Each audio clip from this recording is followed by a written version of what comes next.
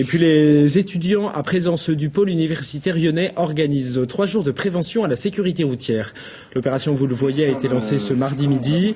L'initiative vise à marquer les esprits, c'est le moins que l'on puisse dire, devant ces images impressionnantes, signées Alexis Barrier.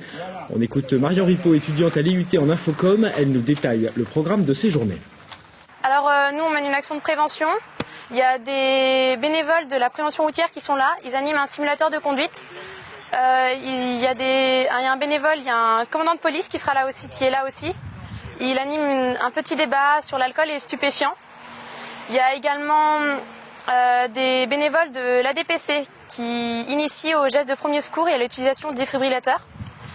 Il y a également des bénévoles de la prévention Maïf qui sont là. Ils font une petite animation ludique avec des lunettes simulatrices d'alcoolémie et un réaxiomètre qui permet de mesurer les distances de réaction, les distances de freinage.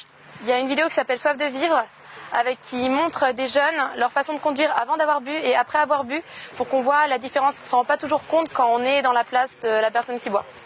Voilà une sensibilisation qui se poursuit demain mercredi sur les et routes jeudi. Du département depuis le début de l'année, dont 16 jeunes.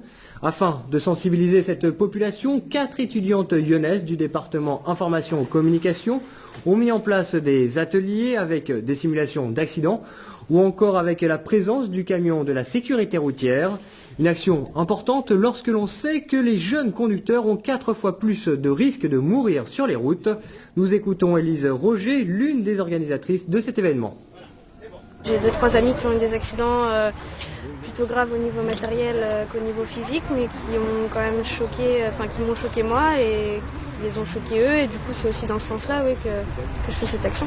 L'idée, c'était de faire un parcours sur le campus, que les gens se déplacent et que les activités durent environ 20 minutes, que ça soit court et clair et précis. On se rend compte que ça pourrait très bien arriver dans la rue quand on marche ou à un de nos amis, ça peut arriver tout le temps. Et c'est pour ça qu'on se rend compte là, un choc à 50 km/h, c'est très très impressionnant. Alors on préfère même pas imaginer sur la 4 voies à 100, à 110.